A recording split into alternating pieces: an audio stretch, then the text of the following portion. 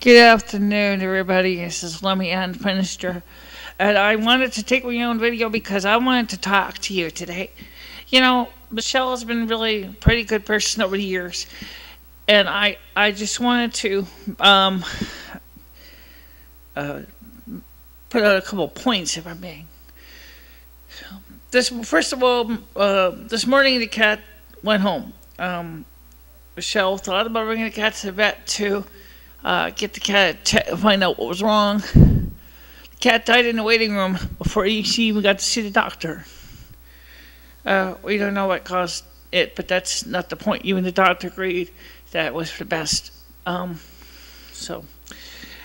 today I wanted to talk to you about. I'm not really used to doing videos. I've always been one in the background, and this has always been Michelle's baby. It's not mine. And but anyway, I want to talk to you about what Michelle talked about yesterday. Michelle is one of the most dynamic, beautiful people in the world. You either love her or you hate her. Most people love her, but you know, she can be kind of difficult to understand sometimes. And one of the problems that Michelle has is she's really dedicated to what she does. She is an altruistic personality. She loves to share. She loves to talk to people. She loves to listen to you when she can't hear you. And she loves to just give of herself whenever she can do so. Well, as you may know, lately Michelle has been under siege by a couple different things. One of the first things is that her work is most precious to her, and that she has always wanted to do the best job she can. The December 21st issues really has been taking a toll on her, because besides trying to figure out what's going on, she's been sitting there trying to plan the season to be the best she can make it. Now, I'm not used to messing with these light fixtures. This is more Michelle's genre. But in this case, I'm trying to point out is that every time Michelle is trying to do things to help people, she always takes the time to worry about number 2, number 3, and number 4. Actually, she doesn't usually worry about number 2, which is herself. But rather, she always looks out for number 3, 4, 5, and 6, and so on. Now, Michelle, in the recent past, has been trying to make an honest-to-God living. And many of the videos now, you'll notice, have monetization or advertising on them. That was not Michelle's first choice. Michelle really does not want to charge advertising. She did not want to do ad spacing at all. But because of the fact that the money just was not there, there was just no way that we could do any more except trying to make some money, and that was the best way we could do it. But that's not the way Michelle likes to work. In fact, if anything, it goes against everything Michelle believes in. Everything. As we were talking about all the things that were going on in the last few months in our lives, one of the things that became apparent is Michelle is very sensitive to what she sees around her and all the things that are wrong and broken. The world is broken. The world is falling apart, and it's falling apart at such a rate that it's taking its toll on her, and it's taking its toll on the way she sees the world. Michelle is in 9th level consciousness. Michelle is aware and feels everything, even the floor vibrating underneath her feet when she thinks the music is on downstairs, when there's no music. How do you like those apples, huh? She can feel vibrations in the floor even when there's no music. She hears sound effects and stuff in the background. Like she hears a roaring sound often, and along with her tinnitus. But the most important thing I'm trying to get at is that when you start to get to that level, when you start to reach a higher level to consciousness, everything is noticeable. Everything that most people would not recognize, you pick up. As the Irish would say, it's the touch of the sight, a touch of the fae. And Michele has got some ability, and it's not very strong, but it's something. And I worry about Michele because it's taking its toll on her body as well. I mean, she's losing weight so fast. I mean, how do I explain that? When you see Michele and you see her losing weight, and her weight is dropping like a stone, which her medical doctor would like to see her drop about, at least maybe about 4 stones. Given that the Irish stone is about 32 pounds. So, I mean, that's pretty significant. But I didn't really have a reason to come out here. I just wanted to talk to you. And ask that all of you people be good to the North American Snow Queen. She has never done any harm to anybody. And for that idiot that was throwing wood chips at Michele's flesh as she was walking to pick up a package, I'm glad Michele turned around and says, if you don't like somebody, leave them the hell alone. I don't think that people realize just how much today Michele has suffered so much loss, and yet she's still going out there and she's still trying to do her job. Maybe you can help her out. For those of you people who know us on Facebook and MySpace, Google+, why don't you say hello to Michele? I mean, come on. Let's talk to each other, okay? Now, on the 20th, I will be there with Michele in a video. I don't know how much video I'm going to be doing, much the talking. I'm sorry, not a video. I'm sorry. The IRC chat thing, which I don't quite get how that works. Michele seems to understand it a little bit more than me, but still, we are, feeling that things are just not right anymore. And I don't know what to say about that. What is right? What is normal?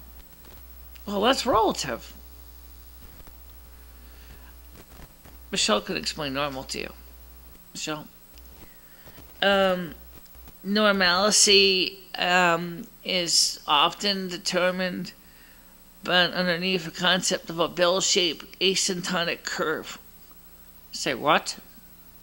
In other words, think of it like a bell, okay? Normalcy is usually within a certain percentiles. Percentiles. Yeah. Within the 95 percentile is usually considered normal. And anybody who is below on the left side of the bell-shaped curve or on the high edge on the bell-shaped curve is considered fringe. Yeah, okay. So what is normal? Well, I just defined the statistical concept of normal. Okay, but what is real world normal? Okay. Real world normal would be like when everything you do is there's a set routine and there's a set pattern. And in this type of normal, you have your daily routine. Some would say the grind, but I don't really think that's really appropriate. But anyway, it's the things that you do every day. It's the things that you expect to be doing every day. You have a certain order, you do those things. You have a certain style, you have a certain flair and attitude. But when the normal concept is gone, you feel it. Now, I don't know if you can hear the echo in the room, so let me explain. Let's talk about normal. We don't have the rug in here anymore because the veterinarian pointed out to me and Ed at these rugs were harboring a lot of fugitives, both cockroaches, which somehow managed to get in here, and fleas, and possibly ticks.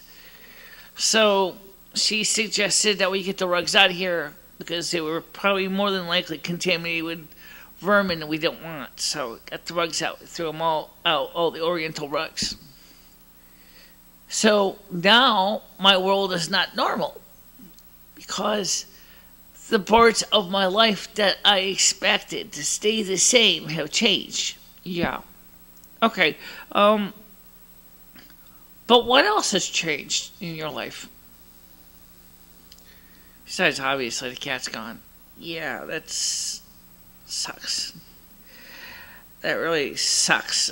But I've cried enough tears already today, so I don't really think I'm going to go on that, if you don't mind. Okay. But on other things that are not normal, is this year's Christmas music just seems to be wall to wall. 24 hours a day, 7 days a week. Christmas all the time. I love Christmas music to a point, but lately it seems like I'm getting carpet bombed with Christmas music. And they don't feel Christmassy. Yeah, you're right, it doesn't. But you said in your other video that you didn't think it was a normal Christmas last year. I'd like to put that video in here. Yeah, we could do that. This year I decided, since this is the last of the normal years, that this is the last normal Christmas.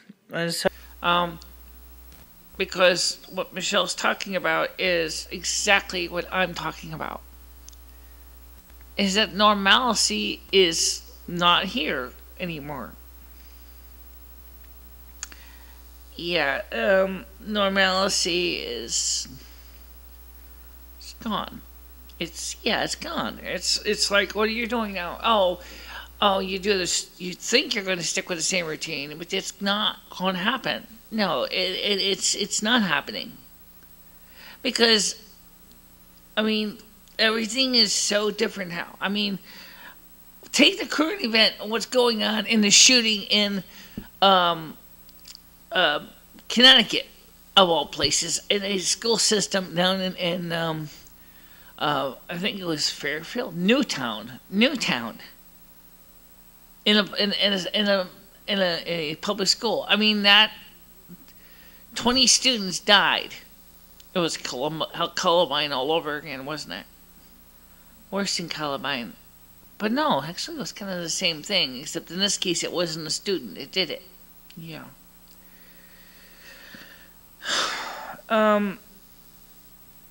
You're right, the world isn't the same anymore. You're absolutely right. Because you see, I see everything that Michelle's saying. She's right. There's just something's wrong with the whole system.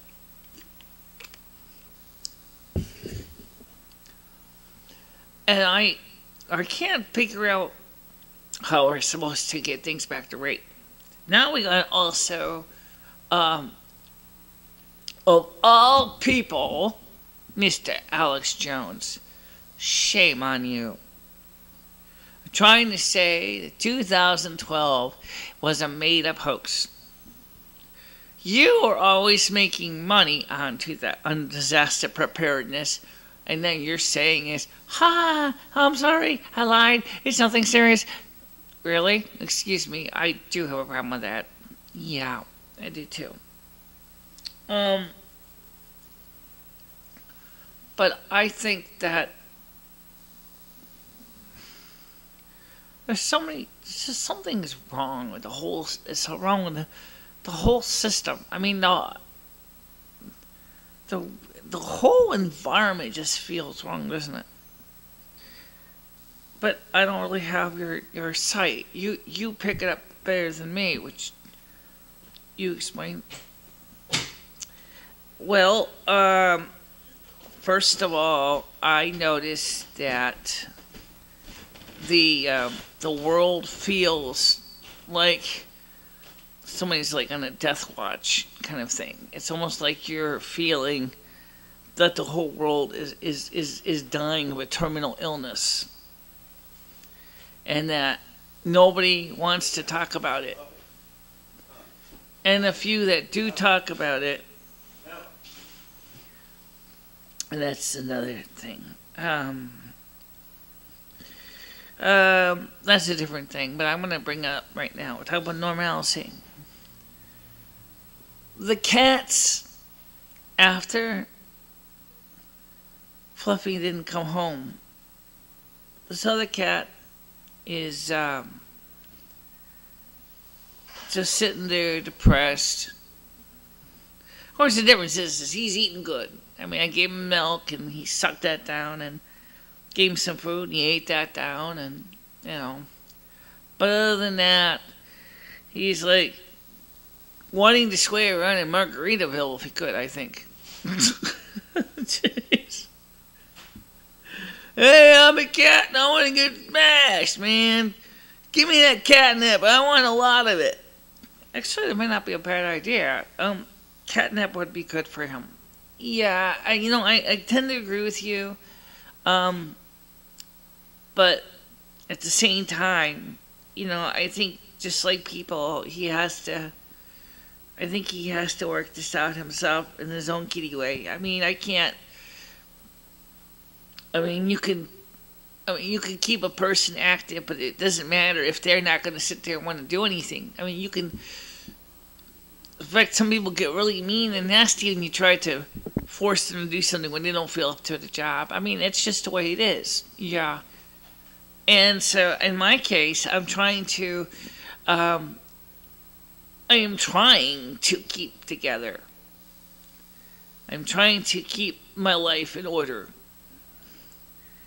But, like I said, watching humanity do the equivalent of suffer like an ICU, hooked up to IVs and tubes and everything else, and people trying to come out with economic stimulus packages and talking about fiscal cliffs and the bad age with the Mayans and all this. After a while, it really, really hurts you. And even the Christmas music is starting to depress people too, because it really is it doesn't feel like Christmas, and it just really doesn't. Yeah, but what is it will take to get people to feel like Christmas?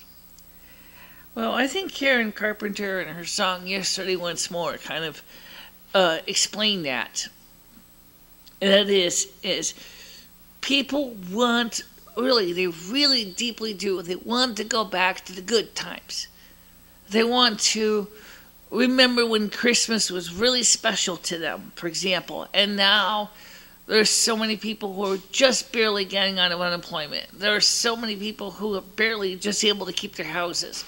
And to go ahead and say, I'm going to have a good old-fashioned Christmas like it was 1980, it ain't going to happen, okay? Because those were the whole general area, the whole atmosphere of the 80s is so different than it is now. And after a while, it just seems so false and fake. And people know it instinctually. I mean, it's something that they feel in their bosoms. Oh, this is not real. Come on. I mean, you're just trying to artificially stimulate my emotions for happiness and joy, when really I feel like crap. Yeah. So what do we do? I'm suffering from it too, Loom. The first thing I think we got to do is we have to take a time out and just relax and understand that yes, the Earth society as we know it is dying. Okay, it's coming to an end. You can't change that, but what you can do is you can't dwell in the past either, because that's not going to help you. It actually compounds the problem, makes it worse. Okay, so what do? We just got to take one day at a time and just keep going. How do you do that when you see the newspapers saying everything's falling apart? Well, there's a couple different ways. I mean, you could stop reading the news. Yeah, okay. Or you could just read the news and just go, well, okay, now we know the patient's, vital signs are getting weaker, and the patient is starting to get almost like they're, losing the coherency, and they're mumbling, and they're not doing what they do, and their eyes are going glassy, and but after I agree with that this is really, really not exactly the most exciting thing to discuss. No. All right, but let's talk about some good news. Okay, now we have on the 20th, the IRC channel thing is all set to go. Yes, it is. We will be on IRC Dalene on the sharp capital letters NA, capital SNOW, capital QUEEN channel at 9 p.m. on December 20th. Yes, it's all set to go. So that means that you'll get a chance to ask us questions, and we'll be more than willing to answer them for you. So right now, I think I have to agree with everything you said about coping with what's going on. What about the idea of people preparing for months, if not years, worth of food for disaster preparedness? Well, that's a good one. If you ask the people of Hurricane Katrina, or if you ask the people in Hurricane Sandy or Hurricane Andrew, if they had extra food, fuel, and other provisions on hand, would they be better off? The answer is yes, they were better off. Of those few who did have stores of food and fuel and other things on hand. Because when everybody else is running to the store and trying to get food, they already had their supplies. Right. Okay, so in other words, yes, preparing for the worst and hoping for the best is always prudent to do. I'm going to show somebody something. I found this, and this is a unique thing. I'm going to be right back. This is kind of cool. It's heart-shaped. I don't know whoever came up with a cake pan like this. This is really cool. It's cool. It's a just look.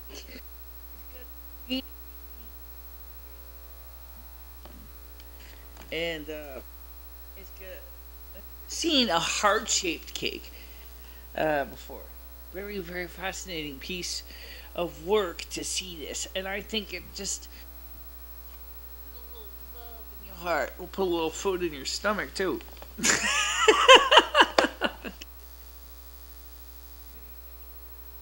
we're gonna eat that cake. Definitely, we're gonna eat that cake. I also started to back up the downloads directory on the Mac, which was actually surprising. It was only four DVDs to back up all those downloads. Really? Really. The only two things we did not back up yet were, because I already had DVD images in their own right, was iLife version 6 and iLife version 4. So I will get those, burn those on the discs, and so we can work with those. Really cool. Really. Also, I wanted to mention a lot of, we talked about this in the last video. There's a lot of different IRC clients out there. So you can watch and download so many different clients for your computers. There will be no reason why you cannot participate in our chat. It will be open to everybody. And it does not require Flash. And that's right, it does not require Flash. It does not require any particular operating system version. It's out there for you. You can have fun with that. Yeah. And also, we are going to be having the opening message on 7 o'clock on the 20th, which is 00 hours Universal Coordinated Time of December 21st. Also, for those of you who want to know the UTC for the conference, it's going to be at 200 hours Universal Coordinated Time. So if you want to participate, it's open to anybody. So that's cool. It's absolutely cool. Well, I think this conference came out to be pretty good. I mean, what else do you think I should say? I think you gotta lighten up a little bit. Because you're right, there are things that are wrong, but Loom, you're starting to depress everybody. I mean, I know Presbyterians are just as dour and sour. Look, I mean, seriously, folks, you gotta lighten up a little bit. You're right, the world, Loom, is on, life support. You can't change that. Okay? But sometimes you just gotta overlook those tubes and those wires and those beeping monitors, just because you can still see the earth. I mean, the society is still running. There's still good in the world. I mean, you gotta look a little deeper for it. Yeah, but most people don't really feel very happy. No, you're right, they don't. But I mean, it's sometimes it's hard to put on a happy face. Really, it is. But I gotta tell you something. Even if you artificially smile, like that. I mean, yeah, just like that. Just smile. I mean, okay. I mean, like, yes, this morning I wasn't smiling. I was far from it. But I realized, of course, that in my case, my cat is now is now home on the other side and is with Morris and Tiger and Morris the second and Fang, F-A-N-G, not Fame. Fame we still have. He's still here. The whole point is, you got to look at that in another way. Sure, it was sad, but I mean, we're all going to go home sooner or later, and all of our pets go home too. It's nothing to really feel sad about. I mean, do you go ahead on a crying frenzy when someone goes on a cruise to the Caribbean? No, we always ask them how it's going to be when they come back. Right, but unfortunately, people when they do cry when people move out though, and out of an area and they never plan to come back. That's true. But then you get really surprised when they show up and they say, "Hi, I'm doing good over here in California. How are you doing over there in Winston?" That's enough. Come on, Michelle. Yeah, that's good. That's good. I mean, I will be up. I mean, I can tell you, I will be up. I'll be watching the news. I'll be watching all the things that are going down the pipe. But I'd rather be at the conference, so that's what I'm going to do. We're going to have the conference until it just peters out and everybody just, says, okay, it's time to wrap it up. Let's go home. Sounds good to me. Go home and have fun. That's what I say. And you're right. You really got to have fun. So, well, no. Nothing. There's nothing to say. Okay, so I guess that's a wrap then. That's a wrap for now. Until the 20th. That's right, the 20th. I keep getting excited about that because I am looking forward to seeing who shows up. It's kind of embarrassing. Kind of reminds me of the Peanuts Thanksgiving.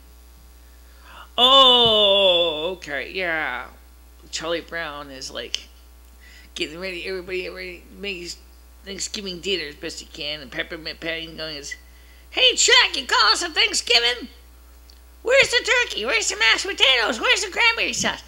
And she's like, "Yeah, that's true." And so hopefully this is not going to be a disappointment.